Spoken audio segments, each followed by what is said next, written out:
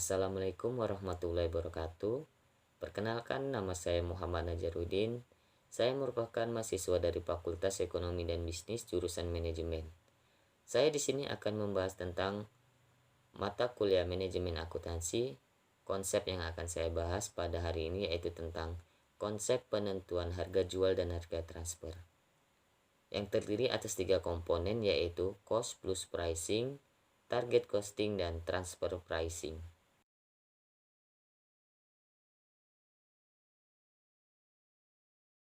Pertama yang akan saya bahas yaitu tentang cost plus pricing.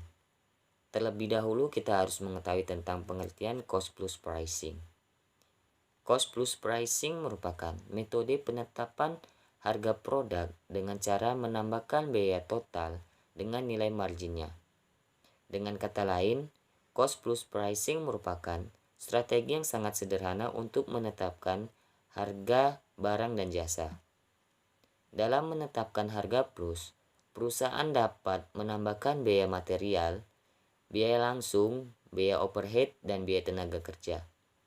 Persentase markup inilah yang akan diambil sebagai laba.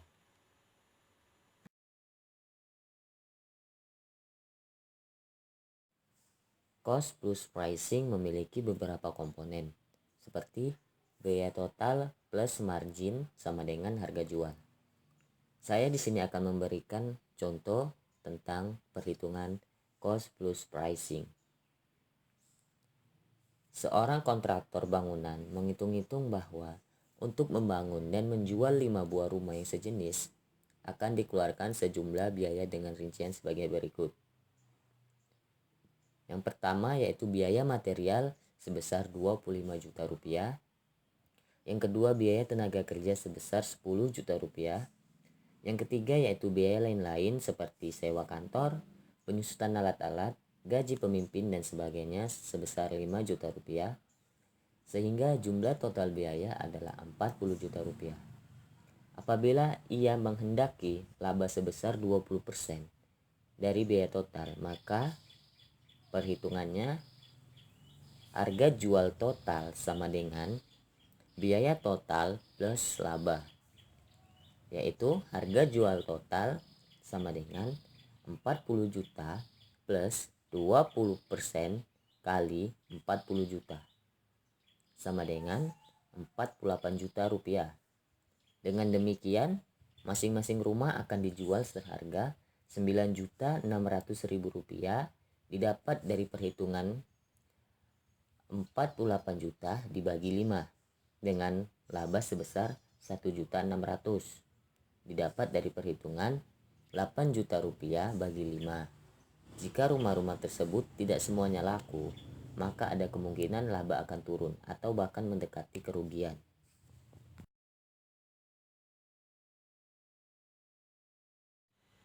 Selanjutnya itu saya akan membahas tentang metode target costing. Target costing adalah suatu perbedaan antara harga jual produk atau jasa yang diperlukan untuk mencapai pangsa pasar tertentu dengan satuan laba yang diinginkan oleh suatu perusahaan. Apabila target cost yang telah dihitung di bawah harga pokok yang sekarang dan tercapai, maka manajemen harus merencanakan suatu program pengurangan biaya untuk menurunkan biaya yang sekarang dikeluarkan untuk menghasilkan ke target cost. Kemajuan yang dicapai dari program pengurangan biaya tersebut diukur dengan membandingkan biaya sesungguhnya dengan target cost. Maka dari itu, target cost merupakan suatu sistem akuntansi yang menyediakan informasi bagi manajemen untuk memungkinkan manajemen memantau kemajuan dicapai dalam pengurangan biaya produk menuju target cost yang telah ditetapkan.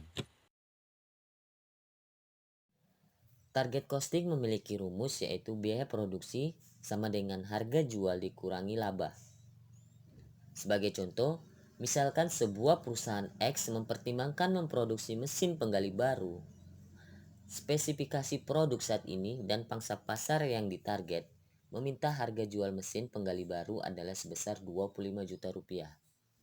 Laba yang diinginkan oleh perusahaan adalah sebesar 5 juta rupiah per unit. Target costing dihitung sebagai berikut. Target costing sama dengan 25 juta rupiah dikurang 5 juta rupiah. Hasilnya 20 juta rupiah.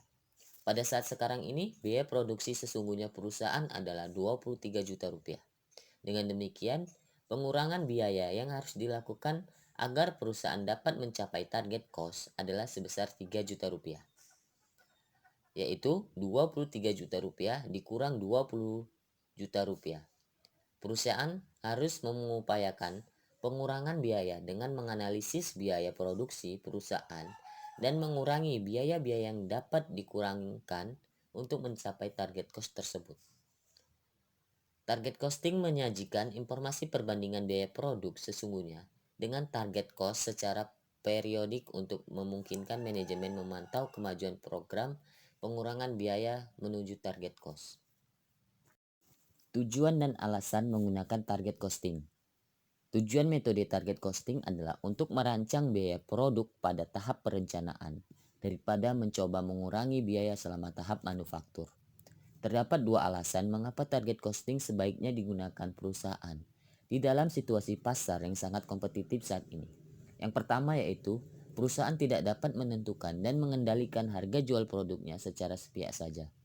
Bila dibandingkan dengan tingkat permintaan dan tingkat penawaran jauh lebih tinggi, sehingga pasar konsumen di sini memegang peranan yang sangat penting dalam menentukan harga suatu produk. Oleh karena itu, perusahaan harus menerapkan metode target costing untuk antisipasi harga pasar tersebut. Yang kedua yaitu sebagian besar biaya produk ditentukan pada tahap desain. Bila produk sudah didesain dan lalu mulai diproduksi, maka sedikit yang dapat dilakukan untuk melakukan pengurangan biaya secara signifikan. Padahal, kesempatan dalam melakukan pengurangan biaya terletak pada saat mendesain produk.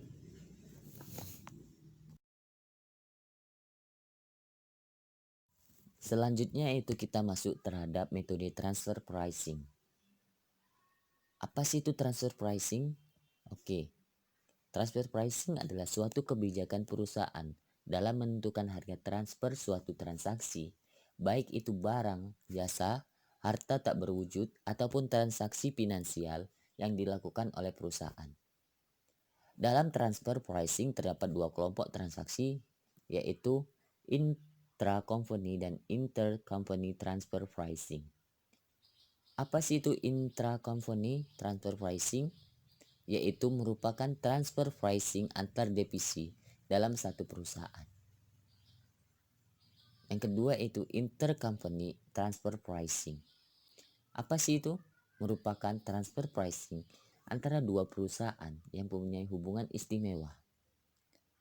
Jadi dapat disimpulkan, transfer pricing adalah suatu harga jual khusus yang dapat dipakai dalam pertukaran antar divisional untuk mencatat pendapatan divisi penjual, selling division, dan biaya divisi pembeli, buying division. Transfer pricing biasanya ditetapkan untuk produk-produk antara intermediate product yang merupakan barang-barang dan jasa yang dipasok oleh divisi penjual kepada divisi pembeli. Bila dicermati secara lebih lanjut, transfer pricing dapat menyimpang secara signifikan dari harga yang disepakati.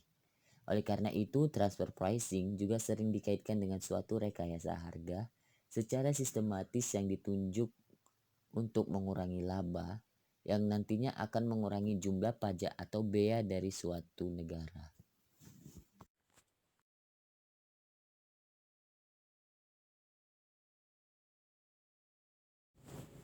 Terdapat tiga metode transfer pricing.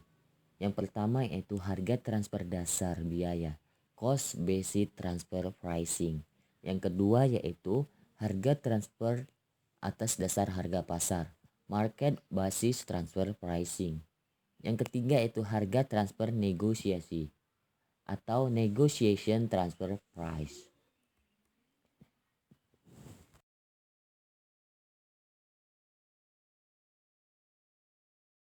Berikut ini merupakan salah satu contoh yang akan menggambarkan tentang masalah transfer pricing apabila digunakan sebagai alat untuk mengukur kinerja dari divisi dalam suatu perusahaan.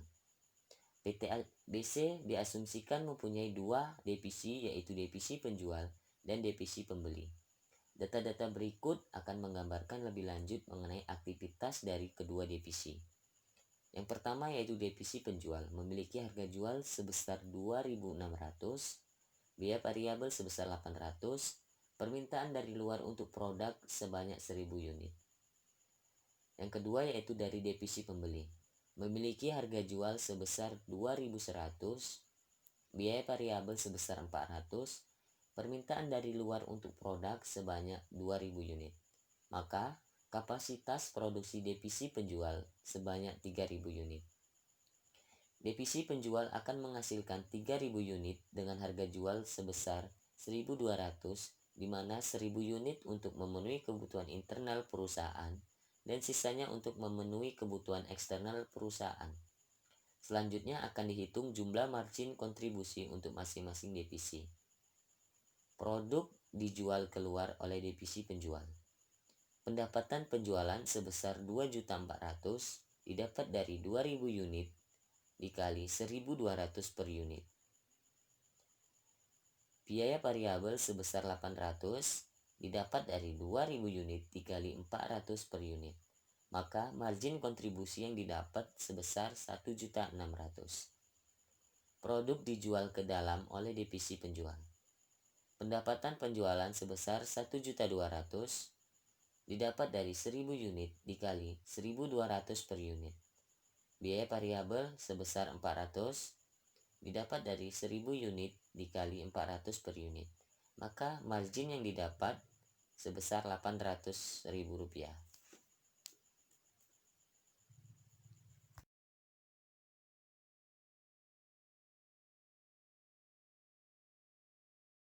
Dari penjelasan di atas dapat terlihat bahwa dengan harga jual sebesar 1.200 yang diberikan oleh divisi penjual, total margin kontribusi yang diperoleh oleh perusahaan sebesar 3 juta rupiah.